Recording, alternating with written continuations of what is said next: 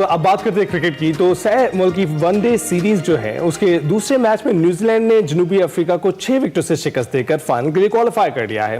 कामयाबी देखिए न्यूजीलैंड की, दोनों मैच जीत गए हैं और सीरीज में न्यूजीलैंड की ये लगातार दूसरी फतह है। पाकिस्तान और जनूबी अफ्रीका का मैच सेमीफाइनल की हैसियत इख्तियार कर गया है। दोनों टीमों के दरमियान 3 मुल्की वनडे सीरीज का तीसरा मैच 12 फरवरी को नेशनल क्रिकेट स्टेडियम कराची में खेला जाएगा। न्यूजीलैंड और जनूबी अफ्रीका की क्रिकेट टीमें इन दिनों पाकिस्तान के दौरे पर हैं, जहां तीनों टीमों के दरमियान सह मुल्की वनडे सीरीज खेली जा रही है। दोनों टीमों के दरमियान सह मुल्की सीरीज का तीसरा मैच डे एंड नाइट होना है और इसी पर हमने करनी है जो डिस्कशन। हमारे साथ मौजूद हैं doctor of cricket Iqbal Baig साहब। अस्सलाम वालेकुम मिर्जा साहब, कैसे हैं आप? वालेकुम अस्सलाम। मैं बिल्कुल ठीक हूँ। आपको भी सुबह खैर और अली को भी सुबह खैर।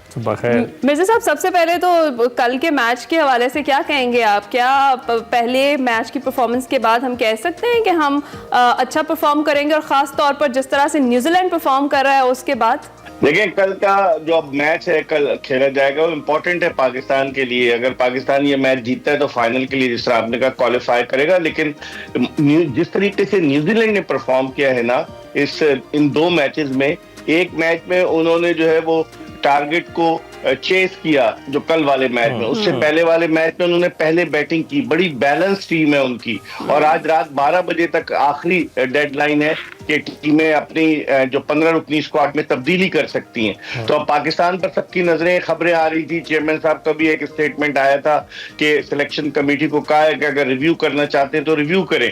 बाद में कप्तान रिजवान ने प्रेस कॉन्फ्रेंस में कह दिया कि ऐसी कोई बात नहीं है।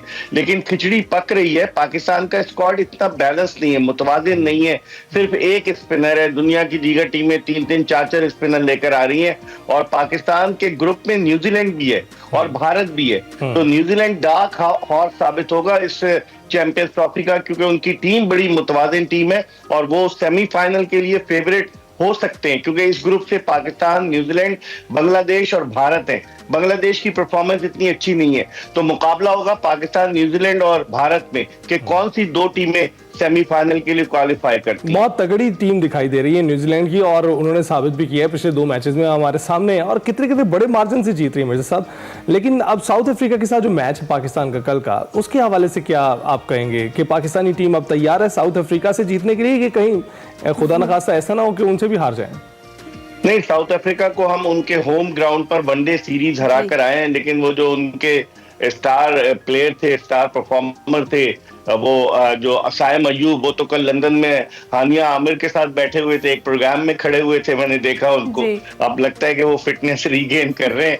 लेकिन फिर भी जिस तरीके से साउथ अफ्रीका ने पहला मैच खेला है कल न्यूजीलैंड के खिलाफ, 300 से ज्यादा रन्स किए हैं। मैथ्यू ब्रेस्की ने जो डेब्यू पे 150 रन किए। हालांकि आप साउथ अफ्रीका ने जो कल मैच खेला उसमें उसके सिर्फ 4 खिलाड़ी ऐसे थे जो चैंपियंस ट्रॉफी के स्क्वाड में शामिल हैं, बकिया 7 खिलाड़ी शामिल नहीं है। और उनके 2-3 खिलाड़ी हेनरिक क्लासन, कैशव महाराज वगैरह सब कराची पहुंच गए। तो लग रहा है कि कल के मैच में साउथ अफ्रीका अपनी फुल स्ट्रेंथ के साथ जाएगा और अपने उन खिलाड़ियों को ट्राई करेगा जो चैंपियंस ट्रॉफी में साउथ अफ्रीका की नुमाइंदगी करेंगे। अब उनके लिए बड़ी एक ट्रिकी सिचुएशन है।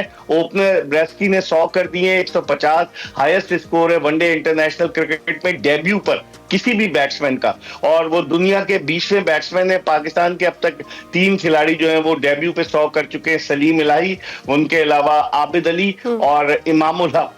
लेकिन अब देखते हैं कि वो क्या साउथ अफ्रीका चेंज करता है। उनके कैशिफ महाराज लेफ्ट आर्म स्पिनर जबरदस्त हैं, तबरेज शम्सी भी स्पिनर है, एडन मार्करम भी आ जाएंगे, उनकी टीम बहुत तगड़ी है, डेविड मिलर भी आ जाएंगे। तो अब देखते हैं कि पाकिस्तान किस तरीके से रिस्पॉन्ड करता है। सही है। और मिर्जा साहब, बाबर को न्यूजीलैंड के खिलाफ बतौर ओपनर खिलाने पर भी बहुत ज्यादा तनकीद हुई थी। आपको लगता है कि दूसरे मैच में भी करवाई जाएगी फिर ओपनिंग बाबर से? वो जो कप्तान ने कहा ना कि किंग कर लेगा, नाम नहीं लेते, वो किंग कहते हैं। तो भाई इतना ऊपर ना ले जाओ कि किंग जो है वो बेचारा वजीर बन जाए, बजाय इसके कि आप उसको सपोर्ट करेंगे। किंग कर लेगा।